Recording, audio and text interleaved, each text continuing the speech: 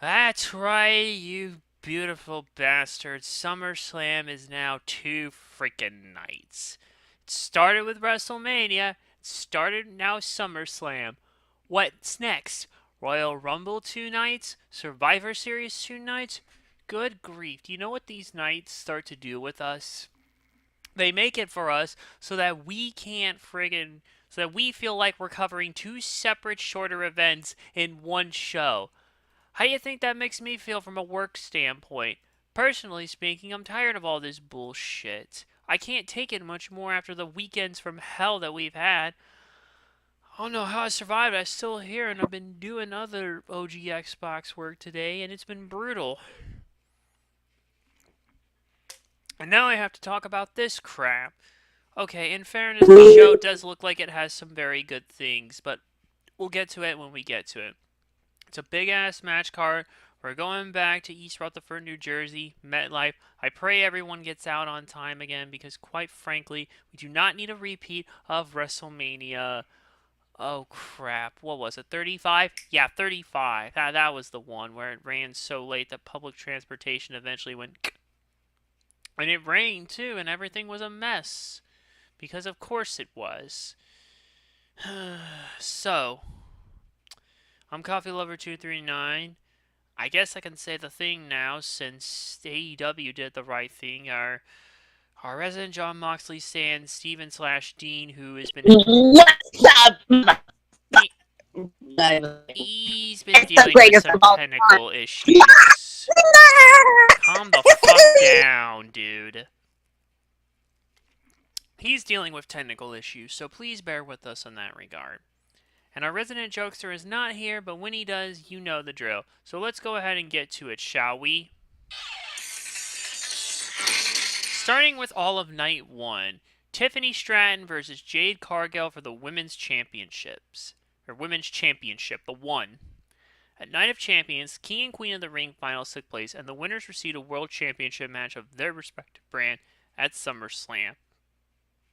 So, let's see if I can find it. The Queen of the Ring final at Night of Champions was won by SmackDown's Jade Cargill. Subsequently, at Evolution the following month, Tiffany Stratton retained the SmackDown Women's Championship, thus confirming Cargill would challenge Stratton for the title at SummerSlam. I don't think there's much else to add here other than is it possible for someone to actively plateau? As I feel like when it comes to Jade Cargill, the plateau effect is what's in play here. And that's part of the reason why she's not still strong in the ring, despite having done this for how many years now? Jeez, 4 years, huh? And she's been trained by, get this, A.R. Fox, Brian Danielson, Dustin Rhodes, Mark Henry, QT Marshall, Sean J. Dutt, William Regal, Sanjay Dutt. Yeah, I feel like I'm having issues saying Who? Shaw. Sanjay Dutt. What are you talking about? I'm talking about the people who've trained Jade Cargill and the WWE Performance Center, and she's still struggling. Oh well.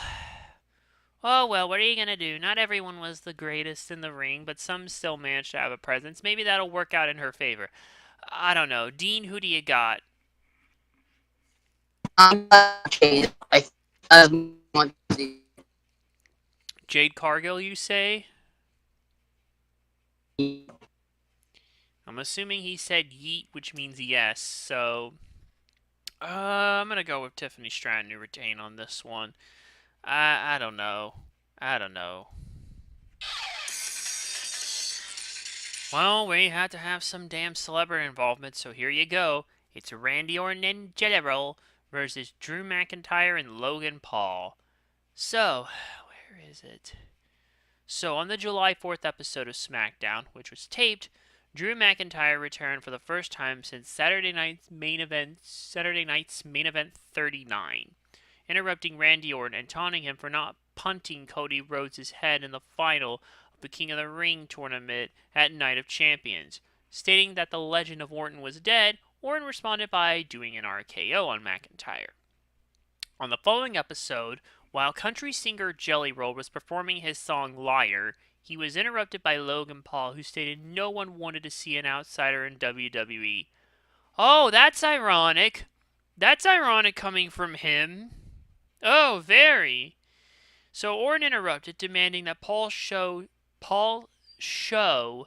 some respect to Jelly Roll. McIntyre appeared and performed a Claymore kick on Orton. Paul then attacked Orton further, only for Jelly Roll to intervene. Paul then dismantled his music set. The next evening at Saturday Night's Main Event 40, Orton, who was accompanied by Roll, defeated McIntyre, who was accompanied by Paul. Following the match, Paul attacked Orton, which prompted Roll to attack Paul, only for McIntyre to attack Roll with a Claymore kick. Later, Roll stated he wanted both McIntyre and Paul in a match, and Orton suggested it take place at SummerSlam. And this was confirmed indeed that this would be the match. Now, I know what you're thinking. Another damn celebrity involvement? Why? Well, if the reports are to be believed, Jelly Roll has actually been putting in a lot of effort, unlike Mr. Fiend. Yeah, I don't even want to say his fucking name, but unlike him, by all the reports going on, is that Jelly Roll is actually putting in the effort to actually do this. So we could actually have another Bad Bunny on our hands. Maybe not to the same degree, since both of those guys are of very different statues. But who knows? I'm gonna keep my expectations hopeful and keep them in check here. And who knows? Maybe I'll be surprised. And yeah, I don't really have much else to add. I really hope Jelly Roll knocks it out of the park. Like Bad Bunny, I'm not really a fan of his music. It's not my kind of music, but if he can perform in the ring, then that's A-okay by me. Who you got, Dean? So just I'm sorry, what? what match we? We're doing Randy Orton and Jelly Roll versus Logan Paul and Drew McIntyre. Randy Orton and Jelly Roll. Oh, fuck me. I forgot Jesse's predictions. Hold on. They're here. Just give me a second, and I'll reread them here real quick. Fuck. I can't type. Everything is running behind schedule. Okay, so Jesse said Jade Cargill. And for this match, he's saying Randy Orton and Jelly Roll. And I'm going to go with Randy Orton and Jelly Roll. I just think somehow it's going to be the case here. Next. For the world... Oh, wait. Hold up. This is mixed up. Hold up. There. Sorry, we had a little technical jumble earlier, but we're not at that match yet. No, we're on the Judgment Day. Raquel Rodriguez and Roxanne Perez versus Charlotte Flair and Alexa Bliss for the Women's Tag Team Championship. After failing to win the Women's Championship at WrestleMania 41, Charlotte Flair was approached by former rival Alexa Bliss and suggested the two form a tag team. Flair declined several times before eventually agreeing. At Evolution, Bliss and Flair were part of a fatal four-way tag team match for the Women's Tag Team Championship, where the champions, Judgment Day, retained, although neither Bliss nor Flair were pinned. On the following episode of SmackDown, Flair announced that after speaking with Raw General Manager Adam Pearce, who was filling in for SmackDown General Manager Nick Aldis that night, she and Bliss would face Rodriguez and Perez for the title at SummerSlam. So we have another odd couple pairing that's actually kind of working. Not only is it keeping Charlotte away from the main title picture, which at this point I don't think she ever needs to enter ever again, but it's also playing off in a way that former rivals are somehow working off decently as a pairing. And apparently they want to keep this pairing going for a good while, actually, so maybe a good way to do so would be to put the Women's Tag Team Championship on them.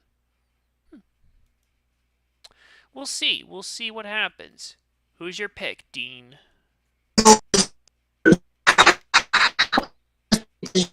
Oh, you cut out bad, dude. I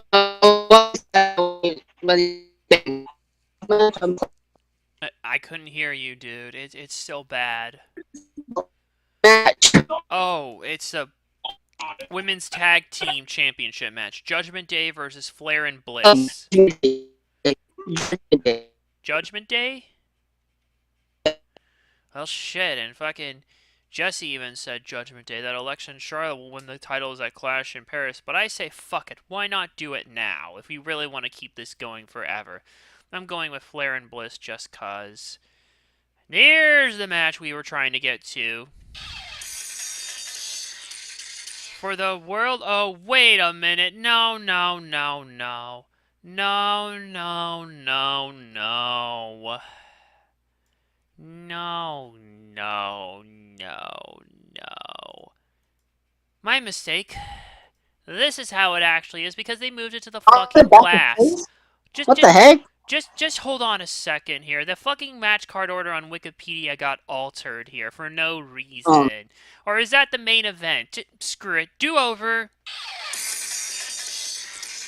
Roman Reigns and Jey Uso versus Braun Breaker and Bronson Reed. The two Brawns, as I will call them from here on out.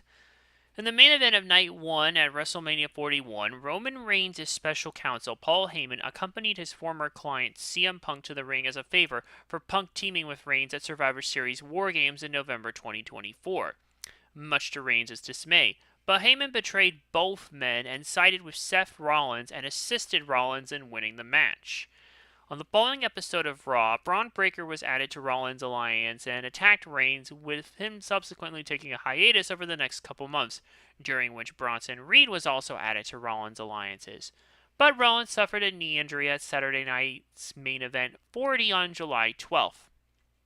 On the July 14th episode of Raw, Breaker and Reed attacked Punk and Reigns' cousin, Jey Uso, after their gauntlet match, but Reigns returned from hiatus and attacked the two Brawns. The following week, Reigns chastised Heyman for his betrayal, only to be attacked by the two Brawns, but Uso appeared and assisted Reigns.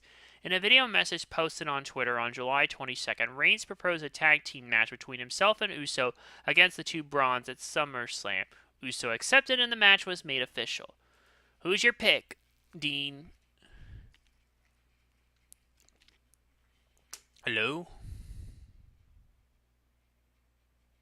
Hello, Lolo. Um, What now? yeah. We're on Braun Breaker and Bronson Reed versus Jey Uso and Roman Reigns. I hear Bronze. Oh, this is awful. This is fucking nuts. This is not happening right now. Everything is falling apart. I'm assuming he said the two Brawns. He can throw it in the text chat. Yes. Yeah, that's what I thought. And so does Jesse. I'm going to say the two Brawns. Oh, hey, quiet. I'm here! And it's finally nice to have someone who we can actually understand. Dean is El unfortunately dealing datos se with... le atundo with No, huevo de stop huevos. it, stop it. I meant technically Dean's having issues right now, unfortunately, so it's making it hard to hear. John Cena's back to face. John Cena's back to face. No, he's not. Hold on. Go check Like I said, Twitter. Go look. check Twitter now. I don't care. He's not. Hold on. He's not. She's back to face. Go Dude. check Twitter then. If you're gonna fall, no. I don't. I need you to look at anything. Wow, I'm just it's gonna- true. I'm going with my instinct. Dude, I'm going with my Calm down. instinct here. And he's joking. He's I joking. don't think here. Hold It's a on. wag the dog. Hold dude. on, It's a hold wag on, the hold up. First, I need a lightning round you on all the other picks to get us up to speed. Tiffany Stratton versus Jade Cargill. Jesus. I'm gonna say. I mean, this is literally a one-sided match. But I'm gonna go with Tiffany Stratton. Randy Orton and Jelly Roll versus Drew McIntyre and Logan Paul. Versus Satan and Jesus Christ. Oh my god. Sorry, I'm waiting for the new South Park next week. God, obviously Randy Orton and Jelly Roll, because Jelly Roll will be eating Randy Orton alive thereafter the match. So yeah. Judgment Day versus Charlotte Flair and Alexa Bliss. I'm gonna say Judgment Day on that one. Which finally leads us up to this match. Okay, there we are. I almost lost track for a minute of where we were. Roman Reigns and Jey Uso versus the two Brawns, as I'm calling them. Two Brawns. Yeah, I get it. The two Brawns. Yeah, but Dean What do says... you call them? The Braun boot. What do you call the boobs of Braun? Oh, How about that? The stop boobs it. of Braun. No. Dean said the two Brawns. Jesse says the two Brawns with Roman Reigns getting pinned. What say you, Kwai Jam? I'm gonna say the jumbly wumblies of the boobs of the Braun. There's only one group who needs to win, and it's only for one guy's sake. Braun Breaker and Bronson Reed. The boobs of Braun. Stop the boobs it. of Braun. Stop Come it, on. Jam. Sami Zayn versus Karrion Kross in a singles match. Now, Why? if Kross wins, Zayn has to say the words, Kross was right. But if Zayn wins, Kross must say, I was wrong about Zayn. So what the hell is going on Could this here? be more of a stupid stipulation? Just go with it. Hmm. Since early 2025, Karrion Kross have been playing mind games with Sami Zayn, believing Zayn was a liar and not the good guy he portrayed himself to be due to Zayn's past as a heel. It's as if he was trying to do the gimmick that was Raven's last stand in WWE before he unceremoniously got released in early 2003. And this all came to a head at Night of Champions, where Zayn defeated Kross. But on the following Raw, Kross attacked Zayn with a pipe, which cost him a tag team match later that night.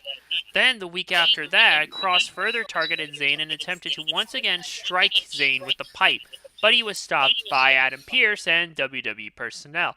Yet again, Zayn lost his match. Kross then defeated Zayn on the July 21st episode after striking Zayn with the pipe once again. See the pattern here? I'm seeing a cry for help on creative, but go on, continue. On July 25th, during a SummerSlam card reveal event, it was announced that they would have a rematch at SummerSlam. On the final Raw before SummerSlam, both agreed that if Kross wins, Zayn would admit Kross was right about Zayn. But if Zayn wins, Kross would have to admit he was wrong about Zayn. I hope you're enjoying Karrion Kross while you still can, ladies and gentlemen, because him and Scarlett's contract, I'm pretty sure, expires this coming month sometime here. And apparently, or at least so we say here, wait, he spoke out about his status here. Fightful Select reported that him and Scarlett have not re-signed and that their current contracts were set to be expired. And also, several people in the industry mentioned that they have not been approached for a new deal. Of course they haven't. Although he instead insists that he shouldn't talk about it right now, but he's hoping when the time is right, everyone will know, including us. So, I don't know. This feels like his last stand, assuming this doesn't go right here. Assuming this does go in his favor. But what would it say if Sami Zayn were to lose? After all this good run as a babyface, only to have to basically admit he was right, sulk and that fucking there, and turn heel. It seems like a waste to me.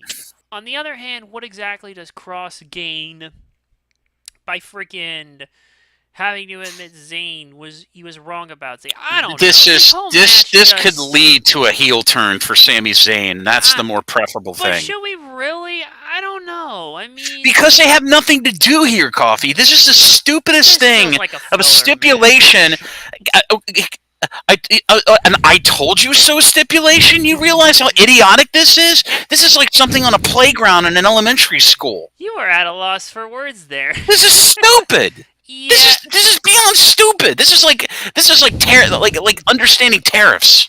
Yeah, this is stupid. Yeah, I don't think the stipulation's making this any better. This is the stupidest stipulation since than the mother of Guerrero on a flatbed. You mean you remember Judy that? Bagwell on a forklift? Yes, Judy Bagwell on a forklift. Oh my god. This is so stupid. It's that level of stupid. Yeah, this is...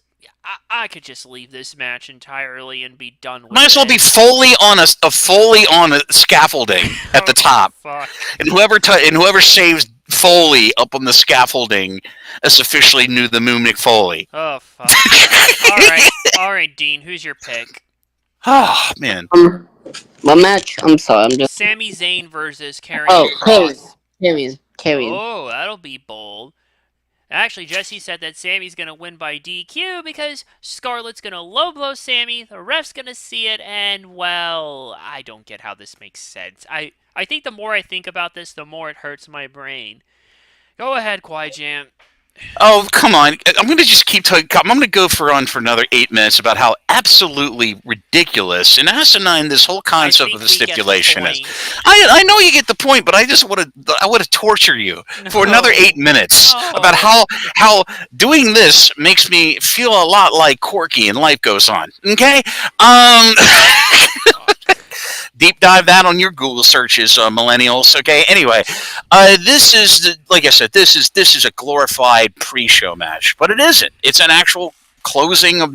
There's 2 nights on SummerSlam tonight, isn't it? 2 nights. Yeah. Wow. Triple H really wants to look awkward at another press conference at the White House. But I die, Jack. Neither party. And this is so self-defeating that neither party wins. If Sami Zayn says proven right, then that leads to Sami Zayn going heel and joining Karrion Kross and Scarlett. You realize that's where this is going, because Sami Zayn has not been a heel in this company in the 9 years he's been in WWE. He's been a heel. So what is supposed to happen exactly then? Is he supposed to be like some under control? Well, I mean, he was doing the Zeb Coulter freaking I'm a real American conspiracy theorist, but I don't really count that as a heel turn. So what I'm thinking, if he turns heel, but if Karrion wins, that means he's going to re-sign with WWE, and they're going to put him into more stupid feuds with random mid-card guys, like maybe Chad Gable when he comes back from injury and he starts hitting him with a pipe and goes, "Okay, I don't want you to join my group. I don't want you to be a great wrestler. I want you to go. I told you so. That's all I want you to do."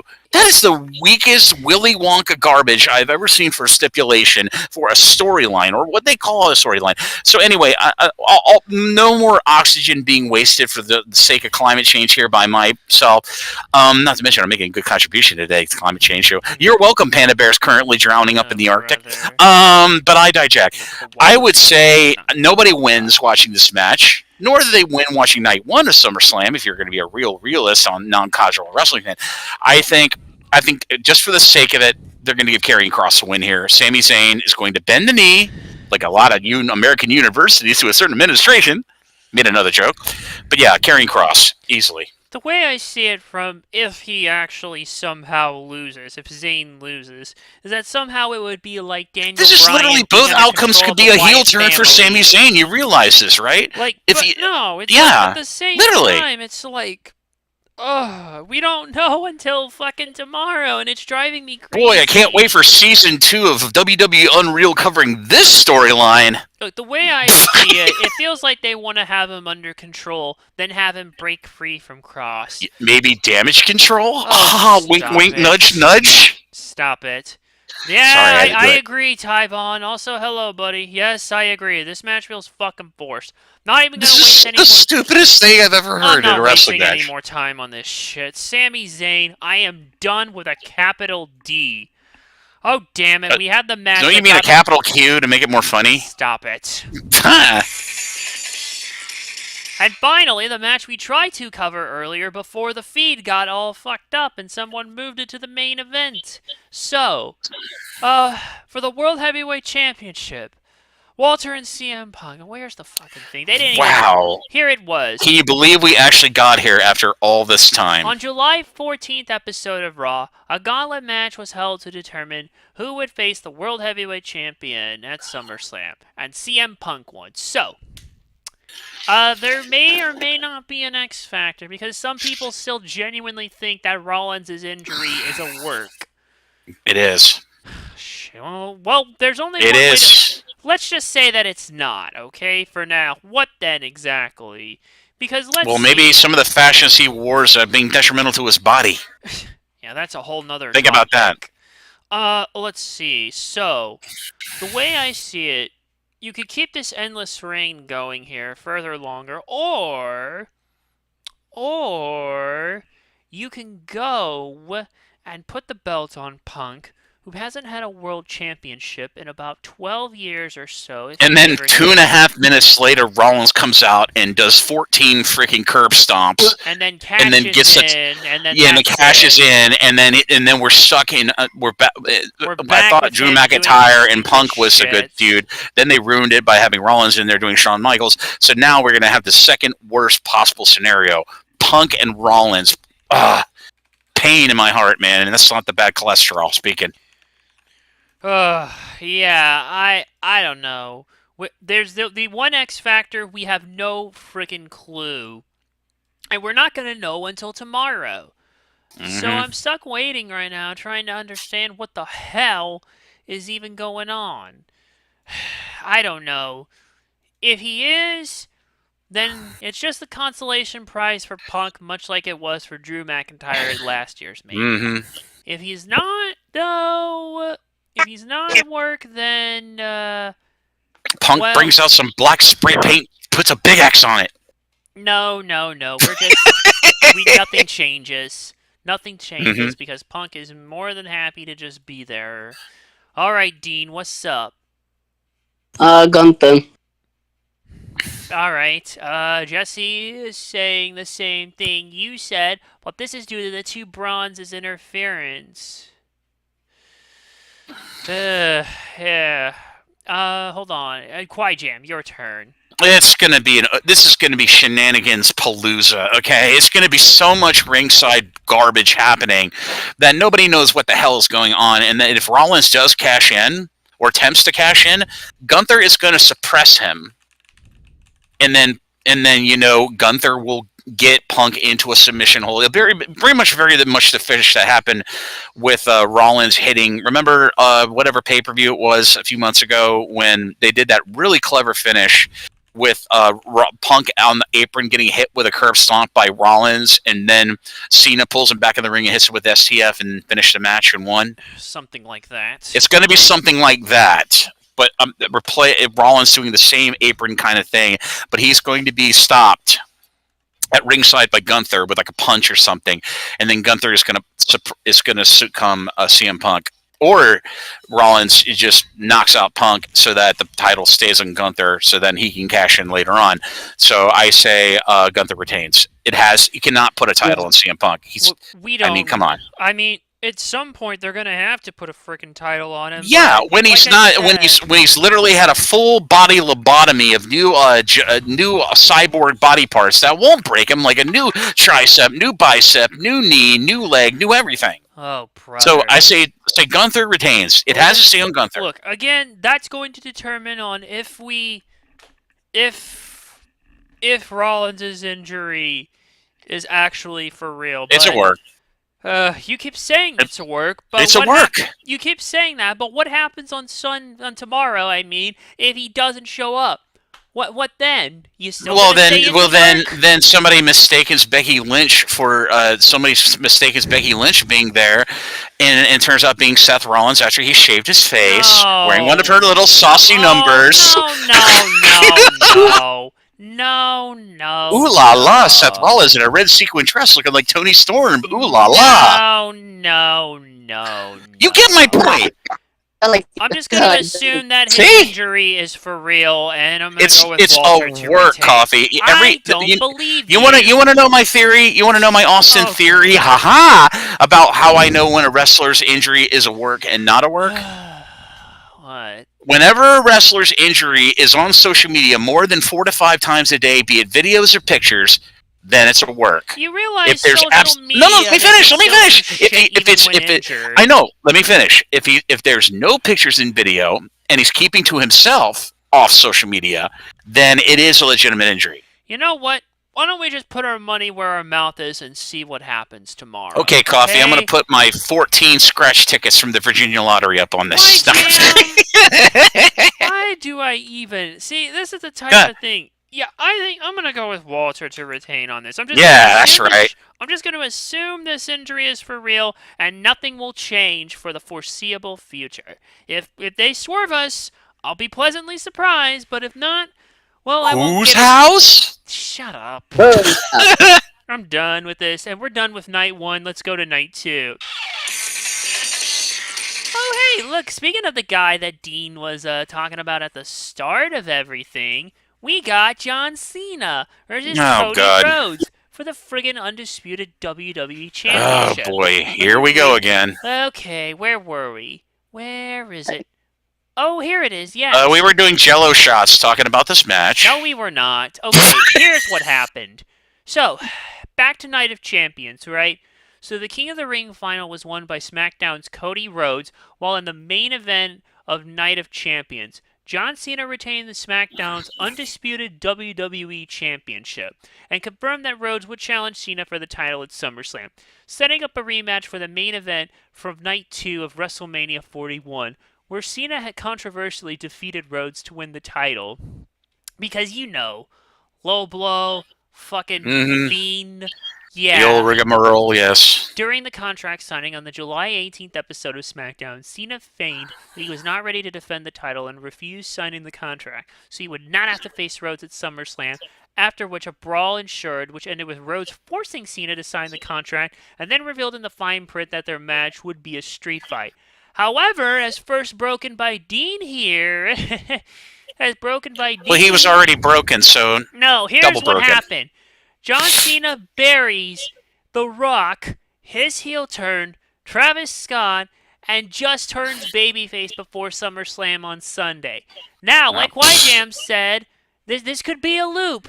This could be This a loop is, here. dude, this is vintage WWE. Or what if... It's vintage WWE. They always do this. Or what if... now, hold on for a second, because I've heard this going They did it at around. WCW with Hogan 2 times. Hold on a minute. No. I was going to say... What if God forbid, Seth Rollins' injury is actually a work, like some people are still believing, that he cashes in here? Yeah, now you wouldn't see that shit coming. Like we really care. Hey, it's got to count for something at least. It would be something. Yeah, it counts for me talking to my therapist about it. Oh, stop it. But no, for real. Well, what the hell now? I had this whole thing all nice and easy. I thought, okay, everything's done and dandy and fine. No, it's not. It's not now because of this crazy shit.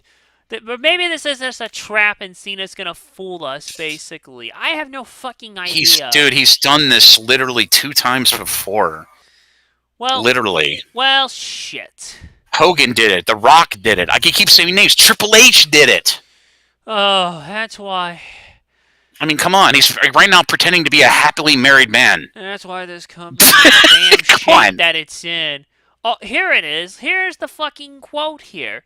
He said he flushed it down the toilet when he bought in to somebody's idea to make shocking TV, and they did make shocking TV.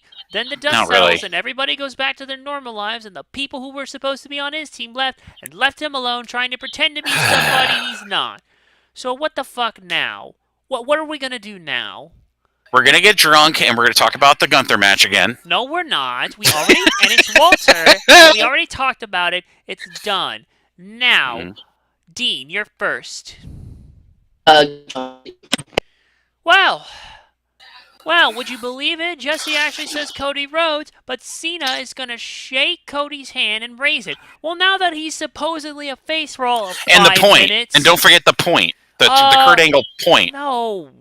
The Rock does the point, too. This is not WrestleMania season. But they're booking this like it is WrestleMania. Oh, it's WrestleMania part nights 3 and 4. 2025. Oh, God, don't even... Come on, dude. Whatever. What say you, Quad This is... Oh, man.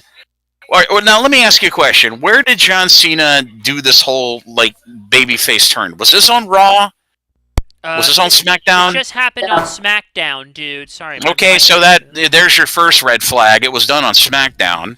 I mean, which has been an unwatchable piece of Dynamite wannabe crap for the last 2 months. Yeah, as if wanting to be Dynamite is a good thing. Oh, they want to be competition again now. They really want to be the competition of themselves. Okay, but anyway, when Cena goes and does a feigning of a babyface turn, I mean, he's already made a joke of the heel turn in general with his own foot. Let's remember that. Yeah, so I guess this so when I see him do this whole thing about I'm a babyface again, no, this is the epitome of the vintage WWE wag the dog that has been done with literally 24 different wrestlers over the last 40 years. This goes all the way back to Ric Flair.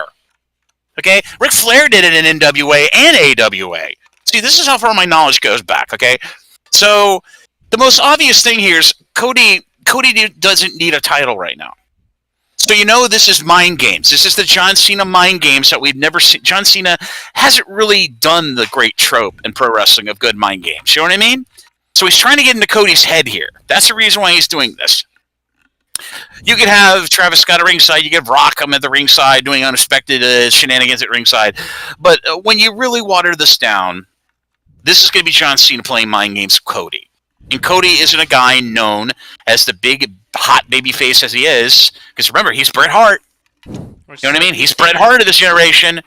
So he's trying to get into Cody's head, but he's not going to be able to get into Cody's head. But in the end of the match, after maybe 1 to 2 ref bumps, I see 1 to 2 ref bumps in this thing. That has to be. No. So the most logical finish for this would be that John Cena acts like he's going to play by the book, but he ends up low blowing Cody at least 2 times in this match. Jesus. No And more. then either STFs him or F5s him into the ground, and then John Cena retains. Because this is a clear. This is a clear wag the dog. This is a wag the dog by Cena. Siblings for liberty, if that's the case. Exactly. And then Cody has to sit there doing the look of a depressed Charlie Bucket from Willy Wonka, like he's done in that ring 2 separate pay-per-views of the past. So yeah, John Cena retains. Wag the dog. He is not a babyface. I don't fucking know what to believe anymore right now. This is all so... It's all predictable. I'm at a loss for words right now. I don't know what predictable. I don't know what the fuck to do. I've had enough of this. This is their creative running out of ideas because they can't. Cody can't think of anything to do to jazz this up. Just get the belt off of Cena and let him go through some final dream matches before everything culminates in his retirement. Dream matches? With himself? No, with current people on the roster, numbnuts. Boy, I can't wait to see him wrestling El Grande Americana in a 5-8 match thing leading up to the final pay-per-view. No, it would not be something like that. Look what Kaiser really could do for some more phone numbers from the divas.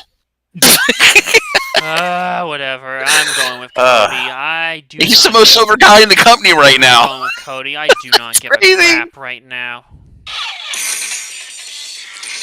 It's women's triple threat time. By the way, this is a street fight. That last match was a street fight. I should mention that this night 2, has all the gimmick matches. When that's not how it should be. It should be evenly paced throughout the whole weekend. Gimmick match, non-gimmick match. Gimmick match, non-gimmick match. That means I'll be going to the bathroom for an hour and 25 minutes tomorrow on night 2. No, stop it. No. Literally. No, but literally that's how it should be. Give some breathing room. And then, just space things out where you need them to be, where applicable, depending on where you want them. Maybe swerve a little, depending on whatever you need for the main event. Shit, I don't fucking know. Stop it. Alright, Naomi, Rhea Ripley, Io Sky, Triple Threat Women's World Championship. Where is it? Here. At Evolution, SmackDown's Naomi cashed in her Money in the Bank contract during a singles match between champion Io Sky and Rhea Ripley, converting it into a triple threat match to win the Raw Women's World Championship. Naomi subsequently transferred to the Raw brand, and during her celebration on Raw the following night, both Sky and Ripley interrupted, wanting another title match, so Adam Pearce made it official. I don't think there's anything more to add. Dean... Oh no, Dean. His tech issues have been bad. He's back. We're on Naomi and Rhea Ripley and Io Sky. Ground control to Major Tom. What was that again? Who were you saying? He's robotic. Naomi. Naomi, got it. So does Jesse say that, and now Quiet Jam. Oh, come on. This is a weird one because it's like a 2 one-sided match. You know what I mean? 2 strong women, but I don't have to do anything. I don't have to do a long-winded run-on paragraph of description here. This one's easy. Naomi. I agree. Because she's the strongest woman. She's the strongest woman. I mean, she can Naomi hurt people with her butt. If that doesn't count for something, I don't know what does. Oh, you dream like I do about it, don't you? Shut up! Shut up for a second, you. I'm trying to get this thing. Yes, re-visualize the Rhea's Ripley's rippling in the air. Oh my god, you're something else. Rhea's Ripley's rippling. You are something else. You know that, dude? God, I roll. God, if this was an actual business here and everything, you'd probably be having more pay cuts on the basis of a lot of this craziness alone. Yeah, I'm gonna go with Naomi to.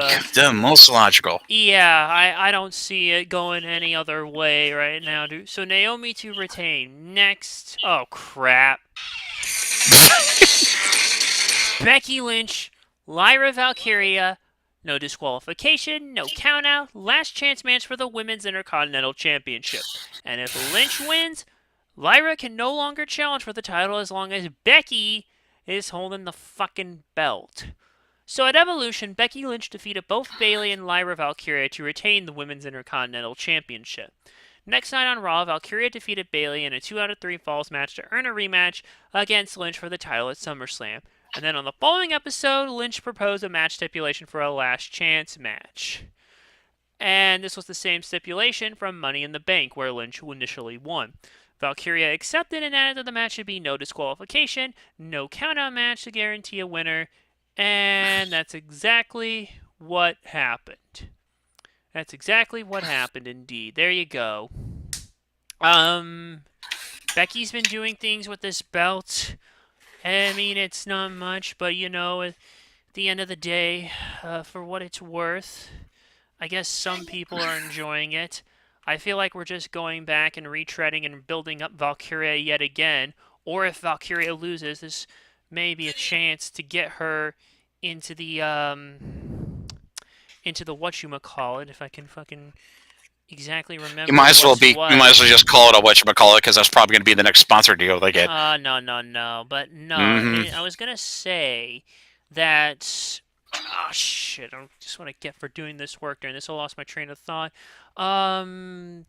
Yeah, I don't know. Maybe it's a way to get Lyra Valkyria if she loses into the main event scene for the. She's always losing because she has absolutely no ring or freaking TV presence, dude. And yet, nobody. Why is there? So let me guess. All those fucking chants during her entrance when they do the thing are all piped in, huh? No, they're not piped in. They're just people trying to breathe because it's so hot in that stadium. Oh, stop it! Stop it! She is over. It's just a matter. No, she's not. Yes, she is. It's piped in, dude. Other than that, piped in. Why didn't you just say that the first time then? Because I wanted to put you through the excruciating wait till I said it. You are something else. Well, they faced Alright, Dean. Becky. And Jesse also says Becky because Bailey's gonna interfere and it's gonna backfire. What say you, Kwai Jam? Becky Lynch with the Bailey interference. It makes the most logical sense. So Jesse does make a lot of sense there. You know what? Fuck it. Fine. Becky for the win, as much as I hate to say it. Maybe they will move Lyra up into something else. We'll just have to wait and see. Yeah, back to the Performance Center. Stop it. Now It's in a true. steel cage match, Solo Sikoa, Jacob Fatu, U.S. title. Yeah, it's going to be good. So, at Night of Champions, Solo Sikoa defeated Jacob Fatu to win the U.S. Championship after an interference from fucking Jeff Cobb. You ain't not getting me to say it. A returning Tangaloa. JC Matayo. JC. Shut up. Tala, Tonga, Shut Tawa, up. Tonga. This naming convention is getting stupid. At least Tangaloa is. Finally, you know the S word. Shut up. At least his name is literally one letter change. It's not even a full change. It's one fucking letter, and it's kind of pronounced differently. So you wouldn't even know if you couldn't fucking read. That sign, this mispronunciation won't stop me because I can't read or something. I don't fucking know. What an admission to make, Coffee. No, I'm done. I can read. That's fine. I read all the time with this shit. I'm making an Arthur reference, Nimrod. You are. Oh, you look like Arthur. I mean, come on. Shut up. Very aardvark. Fuck, where were we here? If I lost my... There it is. So, yeah. Jeff Cobb, a returning Tongaloa, and a debuting Hikuleo. You are not getting me to fucking say this current name. Shut up. You are not getting me to say this very name. It's like, everyone's a Tonga. You're a Tonga. You're a Tonga. Even you're a Tongan, even though you have Tala, Tonga. Shut up! Even though So you many have Tongas. no... Guys, the new Goldust is on WTV. The Laguana dude, the Laguana, You mean Oh, the Mr. Mr. dude. Laguana. Iguana? Mr. Laguana. Mr. Mr. Iguana. Iguana is on TV? Yeah, he's got the Geico gecko with him. Shut up. Seriously. So yeah, you get a Tongan heritage, you get a Tongan heritage, and even though you have no Tongan ancestry in you whatsoever, you get a Tongan heritage because coincidence. Literally everyone in Solo's My Family Tree is not fucking It's a palm tree. Samoan. It's not a family tree. It's a palm tree. They're not fucking Samoan. He's the They're only Tongan. one who is. What the fuck is going on? This isn't a fucking family tree. You. Fuck off out of here. You Get and out. you and you. Fuck off. Just so on the July 4th episode of SmackDown, Fatu defeated fucking Cobb and Sikoa in a tag match. Cobb and Sokoa. Wait a minute. Who the hell was Fatu teaming with? Fatu pinned... I can't remember, and dude. Fatu pinned Sikoa because, yeah. And then 2 weeks later, he was taken by the police after an alleged involvement in a car accident involving Sikoa's group. However, kayfabe, yeah, you know. Kayfabe. But later that night, Fatu returned, and following an altercation between Fatu and My Family Tree, Raw General Manager Adam Pearce, who was filling in for Nick Aldis that night, the SmackDown General Manager announced Sikoa would defend the championship against Fatu in a steel cage match at SummerSlam. And then finally, Sikoa was in turn taken by the police, allegedly for faking the car accident. Dean? What match? It's Solo Sikoa versus Jacob Oh. Fatu. I don't know. Solo. I got Solo. Alright, okay. Jesse says Jacob Fatu. What say you, Kwai Jam? What do you call a guy in a band who is in Star Wars? A Han Solo. Oh, sorry. I thought I was doing a Star Wars joke.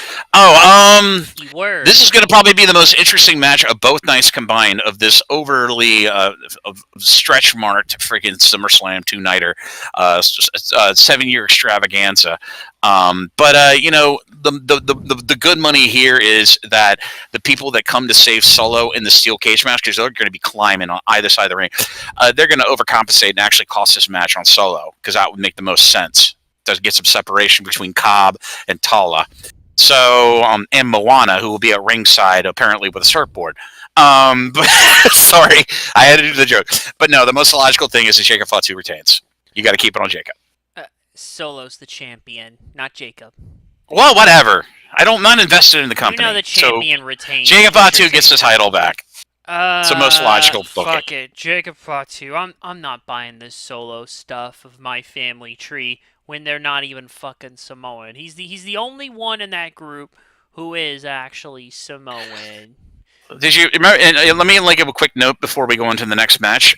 There was an actual good joke by CM Punk at the press conference of the last pay per view where Jey Uso sat next to him.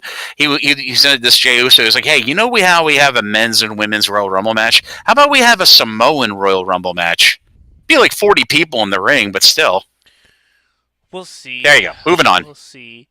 In any case, I'm gonna go with Jacob Fatu. I don't give a damn. Well, look who's been trying to play hooky.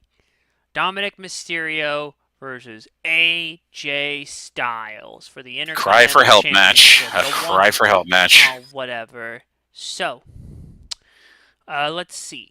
Dominic was originally scheduled to defend the Intercontinental Championship against Styles at Night of Champions, but as a result of an injury sustained by him, the match was postponed.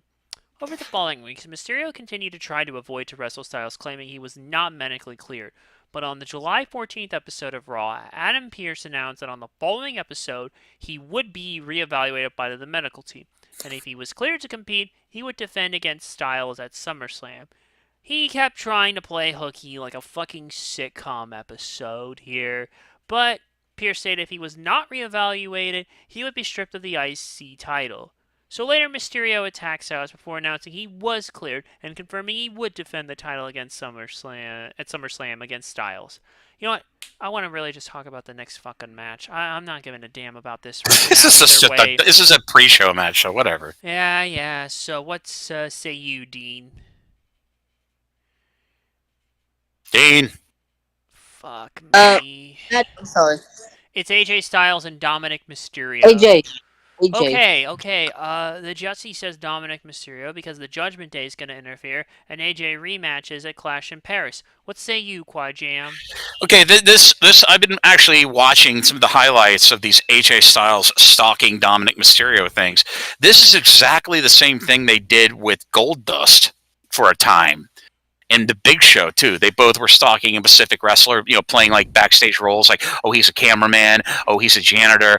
These actually have been pretty some of the most amusing things that AJ Styles done. You know what I mean? Like he's a medical person at ringside helping. You know what I mean? It's been amusing. It's been marginally raising my right eyebrow like The Rock after food poisoning. But I hijack. The most logical thing in this is to have AJ win and then punt towards another, out of 3 matches or 2 matches or whatever the hell they're at Clash in Paris. So definitely AJ wins this one. I'm gonna go with it. Actually, I don't give a fuck what happens. I'm just gonna go with AJ on this one. I really don't give a damn. I really just want to get this next match done with. I meant last match, and boy, howdy, are we in for a hell of a time. This is a 6-pack TLC match for the Tag Team Championship. Now, stay with me on this because there's a lot of people in this match. Yeah, so if you start thinking AEW, it's perfectly normal. Stop it. Seriously. Here we go. Give me a minute. The Wyatt Six, Dexter Lumis and Joe Gacy versus Andrade and Rey Fenix versus DIY, Johnny Gargano and Tommaso Ciampa versus Fraxium, Axiom and Nathan Frazier versus the Motor City Machine Guns, Alex Shelley and Chris Sabin versus the Street Profits, Angelo Dawkins and Montez Ford. Whew. Try saying that 5 times fast, children. I'll wait till you hear how this happens, how this match came to be. It started on the May 23rd episode of SmackDown when the Wyatt Six made a surprise return after being on hiatus since December of 2014, attacking Fraxium and the Street Profits, the then WWE Tag Team Champions, during their championship defense, which ended the match in a no contest. The following week, the Wyatt Six continued to target the tag team division. I can't speak. Again, attacking Fraxium and the Street Profits, as well as Motor City Machine Guns and DIY. Lumis and Gacy defeated the MCMG on the June 13th episode and proceeded to a match for the title 2 weeks later, which also ended in a no contest because the aforementioned teams and Los Garzas, who are not even in this match by the way, interfered. So then, Ford, Gargano, Sabin, and Humberto Del Rio. Shut up. That guy... El Patron. No.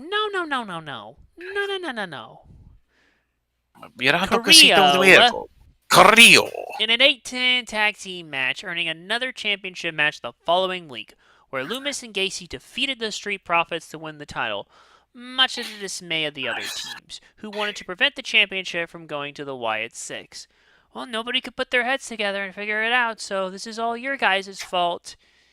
The following week, the newly formed tag team of Andrade and Rey Fenix defeated DIY, MCMG, and Fraxium to become the #1 contenders the following week. But once again, another no contest because Cross pulled the referee out of the ring during the pin. This booking. Jesus God, how many no contests are we going to do? And I'm surprised the refs didn't actually throughout the match. Normally, sometimes they just let this shit go, or they are so stunned that they can't do anything.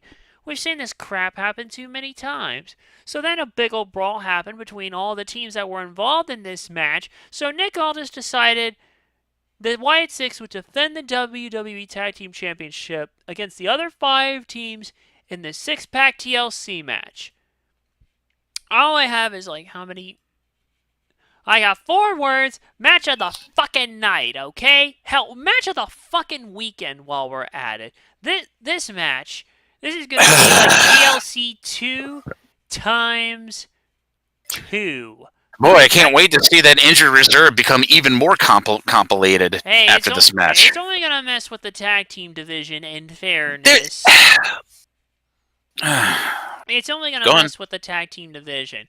And like I said, TLC 2 times 2. Because that match, TLC 2, had Edge and Christian against the Dudleys and the Hardys. I'm sorry. 6 teams yes, there. that was pure sickness of a match because it had not. These teams were at their peak.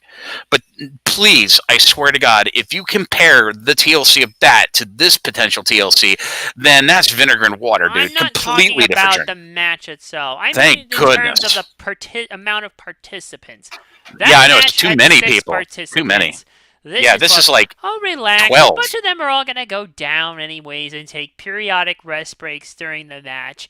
At least they'll be selling to us, but they'll actually be taking periodic rests in reality. Maybe it's a little overcrowded for some. I get that. But I want pure carnage and chaos, and I think this match is going to give it to us in many ways that we're not even ready to anticipate. So, Dean? Match. It's the TLC 6 challenge match. White 6. All right, I figured you'd go with the YS6. And also, no, Jesse's actually going with Andrade and Rey Fenix, which is a choice. Why? I don't know. What say you, Quiet Jam? Look, this is a mess. This whole they're trying to get they're trying to get the AEW fan to watch this one match, okay? And to say that WWE has a tag team division is like saying they have a women's division that nobody's going to walk out on, which so many women have walked out on, okay? And they don't have a tag team division. This is a whole big group of people who have been doing ricochets their whole bloody career. Do I need to talk about the mismanagement of Gargano? Do I need to talk about the mismanagement of Ciampa? Do I need to talk about the mismanagement of Axiom and Frazier, who should be legitimate the best tag team out of this? Or do I need to talk about how in other simulated mismanagement, how TNA mismanaged the Motor City Machine Guns before they jumped over doing an AJ Styles too late in their career? There is no tag team division unless you're women in WWE. And this is purely a gimmick showcase to have them go, hey, we have a tag team division, but it's only going to be in this one match, and you're never going to see it on TV because it's all going to be DQs. You know what I mean? If they had displayed this tag team division as an actual division, they would have not had to have so many darn DQs with the Wyatt Sixes. Okay. And so to put a ribbon bow on this otherwise poop sandwich of a match, there's going to be a lot of wrestlers being injured in this thing. They're taking a risk there. Can they really bank on the Wyatt Sixes going back on the shelf again? No, they can't. So they're going to be the most well taken care of wrestlers in this match, next to probably Motor City Machine Guns. But the good money on this match, just to keep the thing going and having another tag team 6-pack TLC barbed wire blood and guts kind of tag match in the future, is that they're going to keep the titles on the Wyatt Sixes. And I hate to say this, but the Wyatt Sixes have been dead in the water this whole bloody time, dude. Okay? Why else do you think freaking Bo Dallas's beard is going back to its depression thickness when him and the son of Mr. Perfect were running together as a tag team? Okay? He looks like he's just wandered out of Moby Dick, dude. Okay? So Wyatt Six is to retain, but there's going to be a lot of potential injuries here, and I am not for a match that could lead to that for any talent. I hope you're wrong about the injuries. Dude, it's just a dangerous match to do. And this is literally the nth degree of booking they could do for this cheap facsimile of a non-tag team division that they have. All these people are glorified mid-carders. All of them. The whole company, 89% of the roster is literally mid-card. Well, shit. You know what I mean? Like everything is down across Think about the board this. when you put Think it about like this. that. It's literally what they're all been. That's the way I'm looking at this through a perfect paradigm. Okay, this is how they've treated every one of these wrestlers that are listed in this match. Why do you think the Wyatt Sixes didn't have matches for their first year and some change? They literally should have had them wrestling on every Raw, but they didn't. They left them as a pay-per-view, a special attraction, and they became an afterthought. And then they came back Loomis came back from injury, and then they're back to the ookie spooky. But this is not a division. Anybody who debates me on this and says this is the division, go watch AEW. Yeah, They may be having a tag team now. division now and again, but at least you're getting good matches and you're getting some storylines that explains to you why they're being booked. Hey, first, I need more than good matches, and secondly, I'm not sure about those stories. I want that from there. WWE right now. I could give a darn about stupid storylines. I could give a darn about an update on the long mullet growth of Dominic Mysterio, or the newest Skeletor T-shirt he bought, so he looks like a cool luchador. Okay, the money is to keep the titles on the Y6s, and then lather, rinse, repeat. More of these 6-pack, 4-pack, 5-pack, X-Pac pack matches in every other pay-per-view till the end of this calendar year. Oh, that's simple. Jesus. Yeah, I'm going with the Wyatt 6. I'm done. If I think we go any more about this, he's not gonna. If you think too hard, you're gonna start thinking about the great matches that Frazier had in AEW.